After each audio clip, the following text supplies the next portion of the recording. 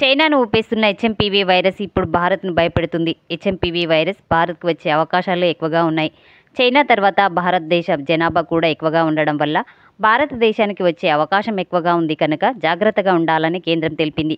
ఇదిలా ఉండగా ఈరోజు కర్ణాటకలోని బెంగళూరులో 2 చిన్నారులకు ఈ వైరస్ సోకినట్లు ఐసీఎంఆర్ ధృవీకరించింది. అయితే ఆ చిన్నారులు అంతర్జాతీయ ప్రయాణాలు చేసిన హిస్టరీ కూడా లేదని ఐసీఎంఆర్ తెలిపింది. అయితే ఈ కేసు ధృవీకరణ అయిన కొన్ని గంటల్లోనే గుజరాత్లో మరో కేసు నమోదు అయ్యింది. గుజరాత్లో 2 ఏళ్ల బాలుడికి హెచ్ఎంపీవీ వైరస్ సోకినట్లు అధికారులు వెల్లడించారు. ఆ బాలుడికి చాంద్ఖేడా ఆసుపత్రిలో చికిత్స అందిస్తున్నారు. అసలే భారతదేశంలో జనాభా ఎక్కువగా ఉండడం వల్ల వైరస్ త్వరగా వ్యాప్తి చెందే అవకాశాలు కూడా ఎక్కువగా ఉన్నాయి.